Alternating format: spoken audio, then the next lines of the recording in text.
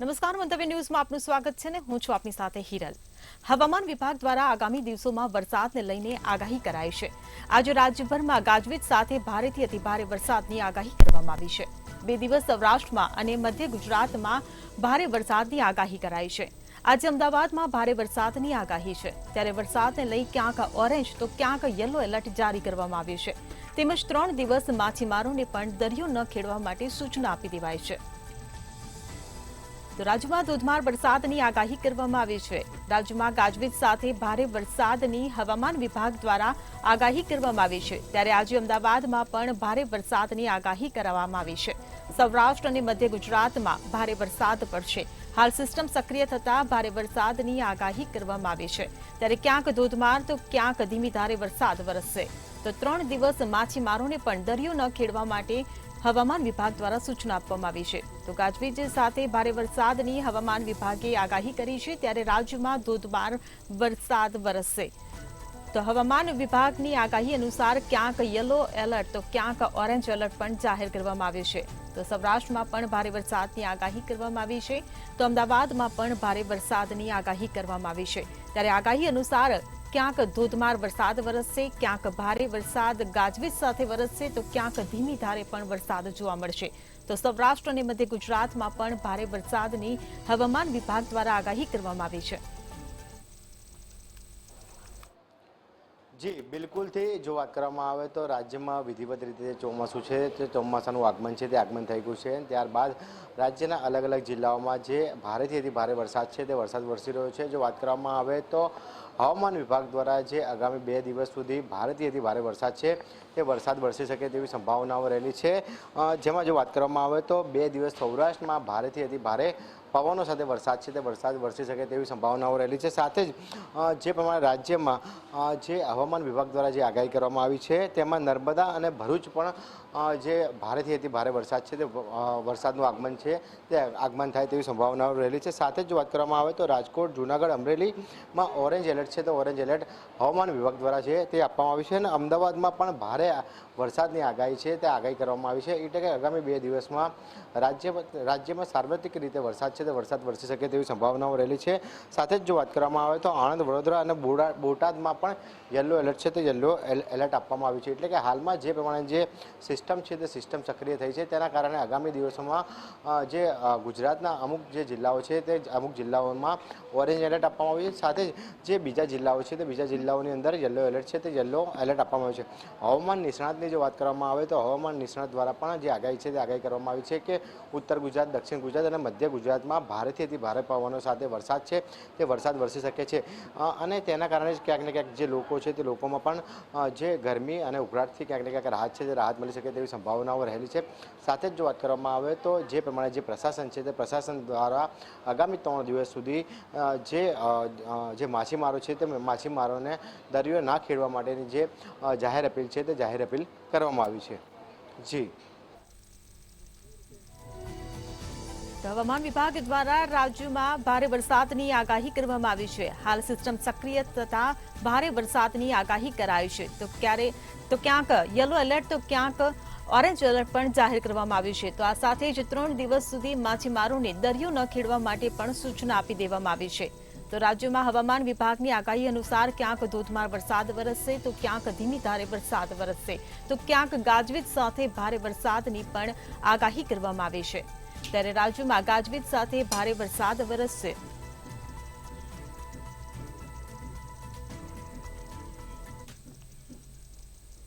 જૂનાગઢમાં ગોંડલના ગણેશ જાડેજાની મુશ્કેલીમાં વધારો થતો જઈ રહ્યો છે। સંજય સોલંકીનું અપહરણ કરી હત્યાની કોશિશ અને માર મારવાના કેસમાં તેમના પિતા રાજુ સોલંકી દ્વારા પરિવારજનો સાથે મુસ્લિમ ધર્મ અંગીકાર કરવાની ચીમકી ઉચ્ચારી હતી, જેને લઈને દલિત સમાજના પ્રમુખ રાજુ સોલંકી આગેવાનો સાથે કલેક્ટર કચેરીએ ધર્મ પરિવર્તન કરવા માટે ફોર્મ લેવા માટે પહોંચ્યા હતા। તો ગણેશ જાડેજા અને તેના 10 જેટલા સાથીદારોએ સંજય સોલંકીનું અપહરણ કરી તેનો નગ્ન વિડીયો બનાવી હત્યાની કોશિશ કરી હોવાનો એ ડિવિઝન પોલીસ સ્ટેશનમાં ગુનો નોંધાયો હતો। તો ગણેશ જાડેજાની મુશ્કેલીઓમાં વધારો થયો છે। ગણેશ જાડેજાએ જે દલિત યુવકને માર માર્યો હતો અને આ ઘટનાએ ચકચાર મચાવી હતી ત્યારે ગણેશ જાડેજાની મુશ્કેલીમાં ફરીથી વધારો થયો છે. રાજુ સોલંકી જયરાજસિંહ જાડેજા વચ્ચેની આ બાબત છે. તો જૂનાગઢમાં મુસ્લિમ ધર્મ અંગીકારને લઈને ભારે વિવાદ વકરી રહ્યો છે. રાજુ સોલંકીએ મુસ્લિમ ધર્મ અંગીકાર કરવાની ચીમકી ઉચ્ચારી હતી ત્યારે આજે પરિવારજનો સાથે તેઓ ફોર્મ લેવા માટે પહોંચ્યા હતા. ત્યારે ધર્મ અંગીકાર કરવાને લઈને ઇમ્તિયાઝ પઠાણે ધર્મ અંગીકારને લઈને એક નિવેદન આપ્યું છે અને નિવેદનને કારણે ભારે હોબાળો મચ્યો છે. તો રાજુ સોલંકી કલેક્ટર કચેરીએ ધર્મ પરિવર્તનના ફોર્મ લેવા માટે પહોંચ્યા હતા. તો ગણેશ જાડેજાએ મિત્રો સાથે મળીને સંજયનું જે અપહરણ કર્યું હતું અને જે બાદ આ મામલાએ ગરમાવો લાવ્યો હતો ત્યારે ગણેશ જાડેજા સહિત 10 શખ્સોની પોલીસે અત્યાર સુધીમાં ધરપકડ કરી લીધી છે. ચોક્કસ કે જે રીતે જૂનાગઢની અંદર 30 મેના રોજ જે એનએસયુઆઈ શહેર પ્રમુખ અને દલિત યુવાન છે સંજય સોલંકી તેનું અપહરણ થયું હતું અને બાદમાં જે ગોંડલના જે ધારાસભ્ય છે ગીતાબા જાડેજા તેના પુત્ર ગણેશ અને તેના સાથીદારો દ્વારા જે અપહરણ કરવામાં આવ્યું હતું અને દિવસેના દિવસે મામલો છે તે ગરમાઈ રહ્યો છે. જે માંગણી છે તે સરકાર પાસે જે અનુસૂચિત જાતિ સમાજના પ્રમુખ છે રાજુભાઈ સોલંકી અને પીડિતના પિતા છે તેમના દ્વારા માંગણી કરવામાં આવી હતી કે ગીતાબા જાડેજાનું છે તે ધારાસભ્ય પદ રદ કરવામાં આવે અને જે જયરાજસિંહ જાડેજા છે તેમને છે તે મદદગારીમાં આરોપી લેવામાં આવે તેવી છે તે માંગણી સરકાર પાસે કરવામાં આવી હતી અને સમય પણ આપવામાં આવ્યો હતો પરંતુ તે માંગણી સંતોષાતા નહીં. અંતે ગઈકાલે છે તે આ રાજુભાઈ સોલંકી જે અનુસૂચિત જાતિ સમાજના પ્રમુખ છે તેમના દ્વારા છે તે ધર્મ અંગીકારની ચીમકી ઉચ્ચારી હતી ને કલેક્ટર કચેરી ખાતેથી ધર્મ અંગીકાર કરવા માટે એટલે કે ધર્મ અંગીકાર કરવા માટેના ફોર્મ છે તે મેળવ્યા છે ને જેને લઈને મામલો વિચક્યો છે. રાજુભાઈ સોલંકીએ એમ કહ્યું હતું કે ઇસ્લામ ધર્મ છે તે અમે અપનાવશું તો બીજી તરફ મુસ્લિમ એકતા મંચના જે અધ્યક્ષ છે તેમના દ્વારા છે તે વિરોધ કરવામાં આવ્યો છે અને કહેવામાં આવ્યું છે કે આ મામલો છે તે રાજુભાઈ સોલંકી અને જયરાજસિંહ જાડેજા વચ્ચેનો છે તો મુસ્લિમ ધર્મને શા માટે વચમાં લાવવું જોઈએ. મુસ્લિમ સમાજને પણ તેમના સમાજ પ્રત્યે ગૌરવ હોય છે, ગર્વ હોય છે અને જેને લઈને આજે રાજુભાઈ સોલંકી દ્વારા કહેવામાં આવ્યું છે કે હું હિન્દુ ધર્મમાં છું, અમારી કોઈ છે તે ઇજ્જત નથી કરતા, અમારી પેટા જાતિ પૂછવામાં આવે છે અને અમારું કોઈ છે તે સાંભળતા નથી એટલે હવે અમે હિન્દુ ધર્મ છોડી અને ઇસ્લામ ધર્મમાં જવા માંગીએ છીએ તેવું રાજુભાઈ સોલંકીએ કહ્યું હતું. તો તેની સામે ઇમ્તિયાઝ પઠાણ કે જે અધ્યક્ષ છે મુસ્લિમ એકતા મંચના તેમના દ્વારા વિરોધ કરવામાં આવ્યો અને કહેવામાં આવ્યું છે કે આ જે નિવેદન છે તેની સામે રાજુભાઈએ ખુલાસો કરવો જોઈએ કે તે કઈ રીતના ધર્મ પરિવર્તનનું કહી રહ્યા છે. હાલ આ સમગ્ર મામલો છે તે ગરમાયો છે અને રાજુભાઈ સોલંકીએ જે ધર્મ પરિવર્તનની જે માંગણી કરવામાં આવી છે અને જે ફોર્મ મેળવ્યા છે જેને લઈને હવે ચર્ચાએ જોર પકડ્યું છે કે આગામી સમયમાં શું થશે. એટલે ખાસ કરીને આ સમગ્ર મામલે હાલ વિવાદ શરૂ થયો છે પરંતુ રાજુભાઈ સોલંકીએ એવું પણ કહ્યું હતું અનુસૂચિત જાતિ સમાજના જે જૂનાગઢ જિલ્લાના પ્રમુખ છે તેમના દ્વારા કે આગામી સમયમાં છે તે 15 ઓગસ્ટના દિવસે આ માંગણી સંતોષાશે નહીં તો છે કે ગાંધીનગર સુધી 5 લાખ લોકો છે તે જશે અને ત્યાં પણ આંદોલન કરશે. હવે જોવું રહ્યું કે આગામી સમયમાં કઈ રીતની રણનીતિ રહે છે, કઈ રીતનો માહોલ થાય છે અને આ વિવાદનો અંત આવે છે કે પછી કઈ રીતનું આખી સ્થિતિ સર્જાશે. તો જૂનાગઢમાં ધર્મ અંગીકારને લઈને વિવાદ વકર્યો છે. જૂનાગઢમાં ગણેશ જાડેજાના કેસને લઈને રાજુ સોલંકીએ જે મુસ્લિમ ધર્મ અંગીકાર કરવાની ચીમકી ઉચ્ચારી હતી ત્યારે આજે પરિવારજનો સહિત તેઓ ફોર્મ ભરવા માટે પહોંચ્યા હતા.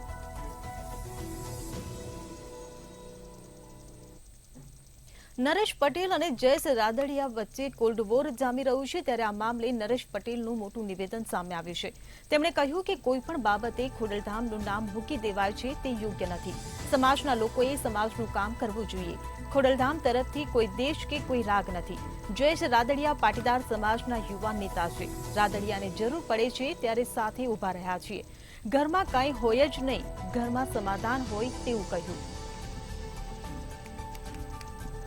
તો નરેશ પટેલ અને જયેશ રાદડિયા વચ્ચે જે કોલ્ડ વોર ચાલી રહ્યું છે ત્યારે પોતાના જન્મદિવસ પર નરેશ પટેલનું એક મોટું નિવેદન સામે આવ્યું છે. ઘરની વાત ઘરમાં જ રાખવાનું તેમણે નિવેદન આપ્યું છે. તો ખોડલધામ તરફથી કોઈ દેશ નહીં હોવાનું તેઓએ નિવેદન આપ્યું છે. ઘરમાં કંઈ હોય જ નહીં તે પ્રકારનું તેમનું નિવેદન હાલ ચર્ચામાં રહ્યું છે.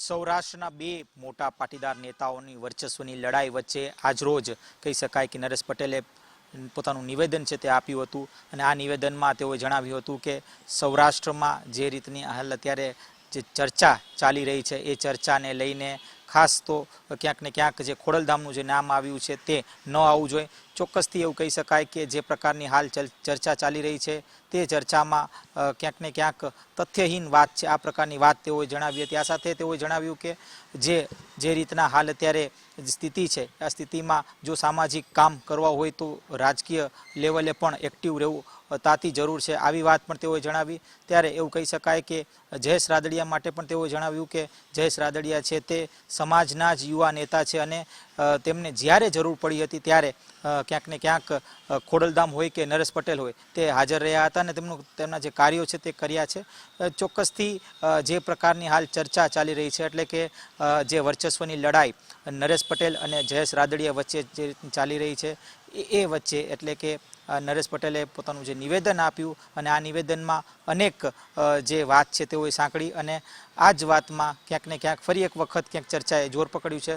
થોડા મહિના પહેલાં જયેશ રાદડિયાએ પણ એક પોતાના નિવેદન આપ્યું હતું કે સામાજિક જે આગેવાન હોય એ સામાજિક આગેવાનો કોઈ રાજકારણમાં સક્રિય ન થવું જોઈએ. તેની જ સામે આજે ક્યાંક ને ક્યાંક નરેશ પટેલે પોતાનું મૌન છે તે તોડ્યું હતું અને નરેશ પટેલે પણ એક પોતાના નિવેદનમાં જણાવ્યું કે જો સામાજિક કામ કરવા હોય તો રાજકીય રીતે સક્રિય થવું અતિ જરૂરી છે.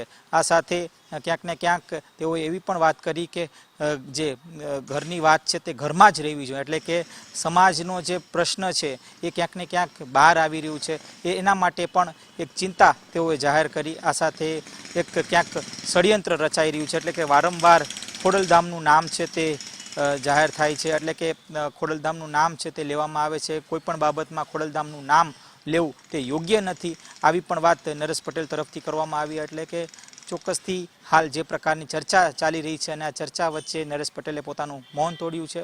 ત્યારે ખાસ તો જે પ્રકારની હાલ ઘટના ચાલી રહી છે એટલે કે જે સમાચાર ચાલી રહ્યા છે કે બે પાટીદાર નેતાઓ એટલે કે સમાજના જ બે મોટા નેતાઓ વચ્ચે એક વર્ચસ્વની લડાઈ છે. હવે આ વર્ચસ્વની લડાઈનું જે તથ્ય છે તે કેટલું સત્ય છે તે પણ એક સવાલ ક્યાંક ઊભો થઈ રહ્યો છે. કારણ કે નરેશ પટેલે આજે એ પણ વાત કરી કે જયેશ રાદડિયા છે તે ક્યાંક ને ક્યાંક સમાજના જ દીકરા છે અને જ્યારે પણ સમાજ જે તેમને જરૂર પડશે કે સમાજ ક્યાંક ને ક્યાંક તેમના મદદ માટે હર હંમેશા રહેશે. આ સાથે નરેશ પટેલે એવી પણ વાત કરી કે ખોડલધામમાંથી જે કોઈ પ્રતિનિધિ રાજકારણમાં હશે તેને હું સપોર્ટ કરીશ. એટલે ક્યાંક ને ક્યાંક આડકતરી રીતે તેઓએ એક સંકેત પણ આપ્યા.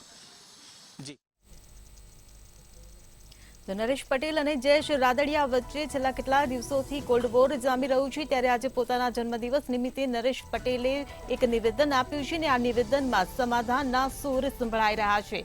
રાદડિયાને જ્યારે જરૂર પડી ત્યારે સાથે ઊભા રહ્યા છીએ તે પ્રકારનું નરેશ પટેલે નિવેદન આપ્યું છે. આ સાથે જ ઘરની વાત ઘરમાં રાખવાનું તેમને નિવેદન આપ્યું છે.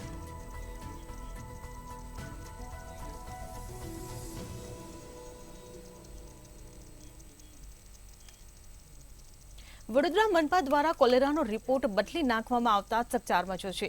વડોદરા મનપાએ રાતોરાત જાદુગરને પણ શરમાવે તે રીતે કોલેરાનો રિપોર્ટ બદલી નાખ્યો હતો. જેમાં કોલેરાના 1 મે થી 10 મેના રિપોર્ટમાં ગોલમાલ કરવામાં આવી હોવાની ચોંકાવનારી માહિતી બહાર આવી છે. મંતવ્ય ન્યૂઝની ટીમે મનપાના જાદુઈ ખેલનો પર્દાફાશ કર્યો હતો. જેમાં મનપાએ કોલેરાનો જે પહેલા જે રિપોર્ટ જાહેર કર્યો હતો તેમાં કોલેરાના 2 કેસનો ઉલ્લેખ કરવામાં આવ્યો હતો, જ્યારે કોલેરાના બીજા રિપોર્ટમાં કોલેરાનો કોઈ જ કેસ ન દર્શાવ્યો હતો.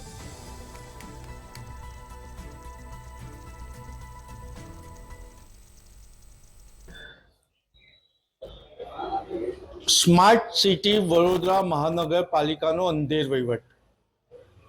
સ્માર્ટ સિટી વડોદરામાં સંસ્કારી નગરજનોની સુખાકારી માટે કોઈ સખ્ત કાર્યવાહી તો કરવામાં નથી આવી રહી, પરંતુ શહેરમાં ઠેર ઠેર ગંદકી છે અને ગંદા પાણીના કારણે કોલેરાનો પ્રકોપ છે અને જમનાબાઈમાં કોલેરાના દર્દીઓ સારવાર લઈ રહ્યા છે. એ જ રીતના સયાજી હોસ્પિટલમાં પણ કોલેરાના દર્દીઓ સારવાર લઈ રહ્યા છે, ત્યારે મહાનગરપાલિકાના સ્માર્ટ ભ્રષ્ટ અધિકારી કોલેરાનો પ્રકોપ ન હોવાનું જણાવી રહ્યા છે. અને મહત્વની બાબત તો એ છે કે સ્માર્ટ ભ્રષ્ટ સરમુખત્યાર સ્થાયી સમિતિના અધ્યક્ષના રાજમાં હવે વડોદરા મહાનગરપાલિકાના જાદુના ખેલ થઈ રહ્યા હોય તેમ પણ બહાર આવી રહ્યું છે. ગઈકાલે વડોદરા મહાનગરપાલિકા દ્વારા મેડિકલ રિપોર્ટ બહાર પાડવામાં આવ્યો 6:30 કલાકે, અને 6:30 કલાકે જે મેડિકલ રિપોર્ટ બહાર પાડવામાં આવ્યો તેમાં કોલેરાના 2 પોઝિટિવ કેસ બતાવવામાં આવ્યા અને વિસ્તાર બતાવ્યો યાકુતપુરા અને મચ્છીપીટ. પરંતુ કિશનવાડી તુલસીવાડી વિસ્તારમાં પણ કોલેરાના કેસ છે. હવે જાદુનો ખેલ તો એ થયો કે 7:42 બીજું મેડિકલ બુલેટિન બહાર પાડવામાં આવ્યું અને એમાં કોલેરાના કેસ થઈ ગયા 0. જે સ્થાયી સમિતિના અધ્યક્ષ 0 છે, પરંતુ પોતાની જાતને સ્માર્ટ સરમુખત્યાર સત્તાધીશ બતાવી રહ્યા છે. તેમના જ પ્રભાવ હેઠળ આ રિપોર્ટ બદલવામાં આવ્યો હોય તેવું અધિકારીઓ ગુપ્તેગુ કરી રહ્યા છે. ખૂબ ગંભીર બાબત કહેવાય કે જ્યારે ગુજરાત સરકાર કેબિનેટ બેઠકમાં કોલેરાની ચિંતા કરતું હોય અને વડોદરા મહાનગરપાલિકા સહિત અન્ય મહાનગરપાલિકાઓને અસરકારક કામગીરી કરવાનું કહ્યું હોય ત્યારે વડોદરા મહાનગરપાલિકામાં કોલેરા જેવી ગંભીર વિષયને રમત રમવામાં આવી રહી છે.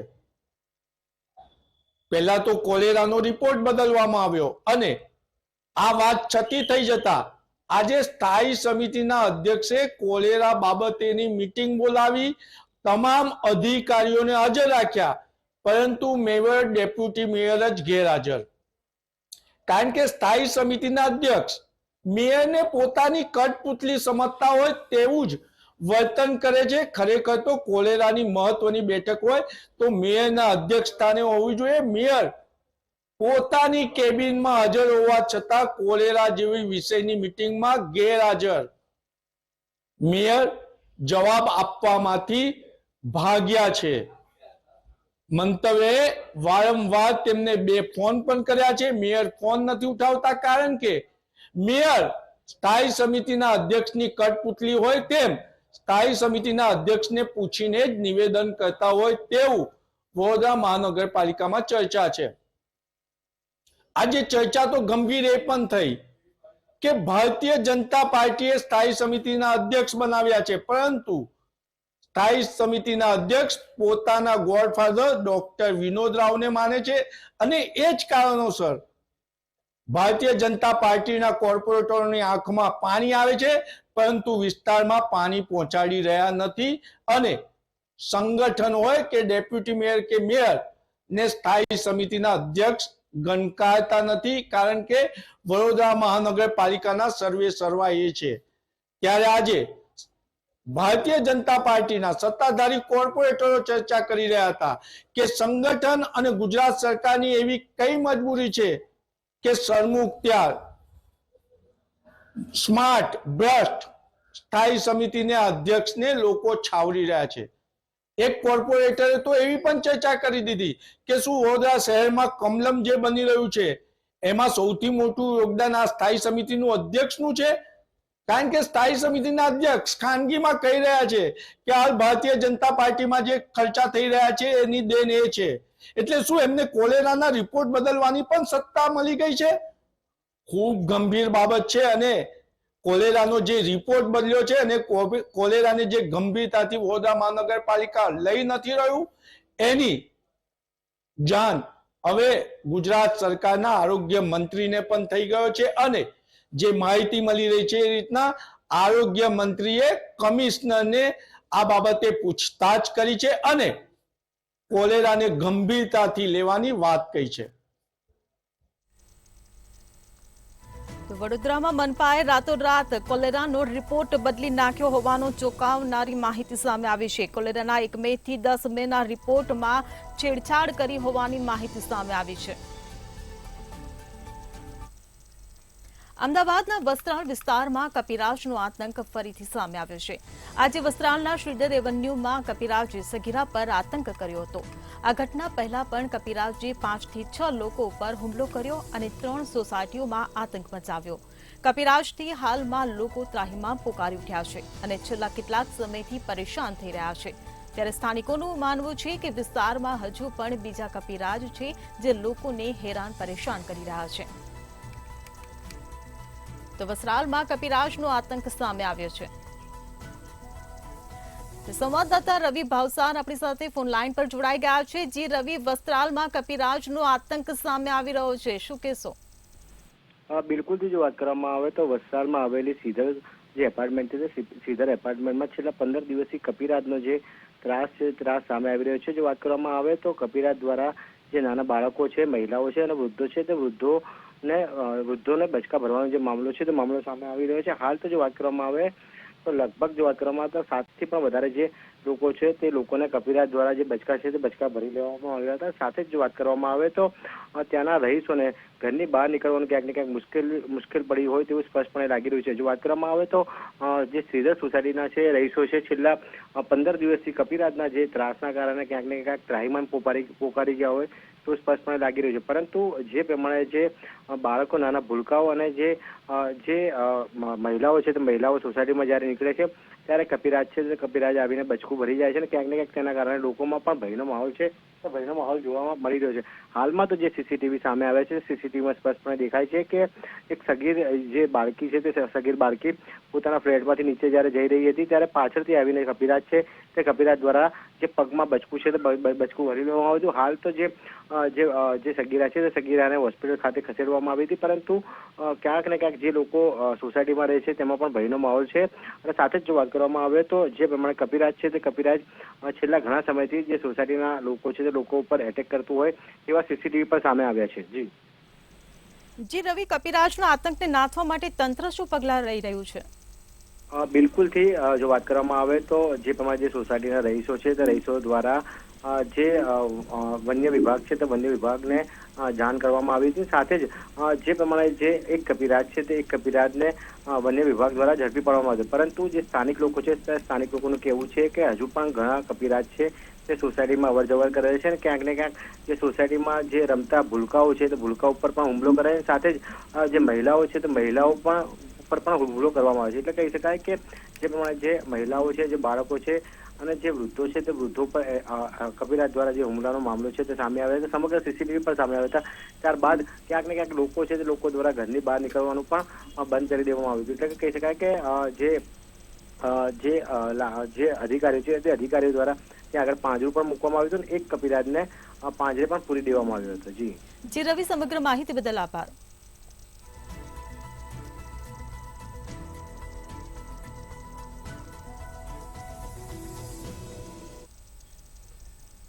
સુરતના સચિન વિસ્તારમાં શનિવારે બિલ્ડિંગ ધરાશાયી થયા બાદ દોડધામ મચી હતી. પાલીગામમાં બિલ્ડિંગ અચાનક ધરાશાયી થતા અનેક લોકો દબાયા હતા. વર્ષ 2016માં બનેલી ઇમારત માત્ર 8 વર્ષમાં જ ધરાશાયી થતા વિવાદ ઉભો થયો હતો. આ ઘટના બાદ તંત્ર એક્શન મોડમાં આવ્યું છે. જર્જરિત બિલ્ડિંગોના 88 ફ્લેટ, 8 દુકાન સીલ કરવામાં આવ્યા છે. તો તંત્ર દ્વારા ગેરકાયદે દબાણો સીલ કરવાની કામગીરી હાથ ધરાઈ રહી છે. તો સુરતના સચિન વિસ્તારમાં બિલ્ડિંગ ધરાશાયી થવાની જે ઘટના સામે આવી તે બાદ તંત્ર એક્શન મોડમાં જોવા મળ્યું.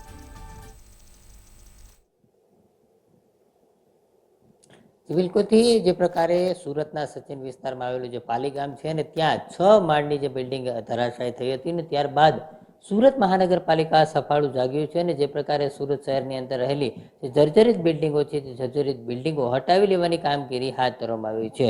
ખાસ કરીને સુરત શહેરની વાત કરવામાં આવે તો જે સર્વે કરવામાં આવ્યો હતો તેમાં 171 જેટલી જે બિલ્ડિંગો છે તે જર્જરિત હોવાનું સામે આવ્યું છે. જેમાં ખાસ કરીને 9 બિલ્ડિંગ જે છે તે ડિરોલી વિસ્તારમાં છે અને આ જર્જરિત 9 બિલ્ડિંગોને રિપેર કરવા માટેના તાત્કાલિક આદેશ છે તે આપી દેવામાં આવ્યો છે. સાથે સાથે વાત કરીએ તો સચિનના જે સ્લમ બોર્ડ વિસ્તારની, તો ત્યાં 907 જેટલા ફ્લેટ છે તે ખાલી કરાવવા માટે થઈને બેઠક બોલાવવામાં આવી છે. કારણ કે જે પ્રકારે ત્યાં વિરોધ છે તે થઈ રહ્યો છે અને ખાલી કરાવવા માટે થઈને ક્યાંક ને ક્યાંક રહીશો છે તે વૈકલ્પિક જગ્યાની માંગ કરી રહ્યા છે. તેને લઈને એક બેઠક છે તે બેઠક પણ બોલાવવામાં આવી રહી છે. તેને જ લઈને ત્યારબાદ આ સમગ્ર મામલે જે તેમને કઈ રીતની કાર્યવાહી કરવી તે પ્રકારનો ચુકાદો છે તે આવશે.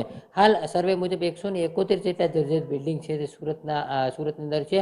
અને ખાસ કરીને માન દરવાજા ટેનામેન્ટની વાત કરવામાં આવે તો માન દરવાજા ટેનામેન્ટ પણ આજે ખાલી કરી દેવામાં આવ્યું છે. અને ખાસ કરીને પોલીસ પ્રોટેક્શનની સાથે આ માન દરવાજા ટેનામેન્ટ છે તે ખાલી કરવામાં આવ્યું છે. એટલે કે કોઈ પણ પ્રકારનો અનિચ્છનીય બનાવ ન બને અને રહીશો જે છે તે શાંતિપૂર્ણ માહોલની વચ્ચે મકાનો ખાલી કરીને જતા રહે. કારણ કે છેલ્લા ઘણા સમયથી માન દરવાજા ટેનામેન્ટ છે તે ખૂબ જ જર્જરિત હતા અને આ જર્જરિત હતા હોવાની સાથે ગમે ત્યારે ગમે તે અકસ્માત થવાનો ભય પણ સતાવી રહ્યું હતું. એટલા માટે થઈને તાત્કાલિક જ આ મકાન છે તે ખાલી કરાવવા માટેનો આદેશ આપવામાં આવ્યો હતો. ત્યારબાદ પણ મકાન ખાલી થતા ન હતા. જેટલા માટે થઈને તાત્કાલિક પોલીસને સાથે રાખી સુરત મહાનગરપાલિકા અને ફાયર ટીમ દ્વારા મકાનો છે તે ખાલી કરાવવામાં આવી રહ્યા છે. મહત્વનું કહી શકાય કે જે પ્રકારે સુરત મહાનગરપાલિકાની ટીમ દ્વારા પોલીસ પ્રોટેક્શન સાથે આ પ્રકારે મકાનો છે તે ખાલી કરાવવાની કાર્યવાહી હાથ ધરવામાં આવી છે. ત્યારે કહી શકાય કે જે પ્રકારે આવનાર એકાદ સપ્તાહમાં આ તમામ મકાનો છે તે ખાલી કરી દેવામાં આવે તે પ્રકારની કામગીરી છે તે હાલ સુરત મહાનગરપાલિકા અને પોલીસ વિભાગ છે તે કરી રહ્યું છે. તો સુરતમાં ઇમારત ધરાશાયી થયા બાદ તંત્ર એક્શન મોડમાં જોવા મળી રહ્યું છે. સચિનના પાલીમાં ઇમારત ધરાશાયી થઈ હતી. જર્જરિત બિલ્ડિંગોના 88 ફ્લેટ અને 8 દુકાનને સીલ મારી દેવાયા છે. તો હાલ સમાચારોમાં બસ આટલું જ. વધુ સમાચાર માટે જોતા રહો મંતવ્ય ન્યૂઝ. નમસ્કાર.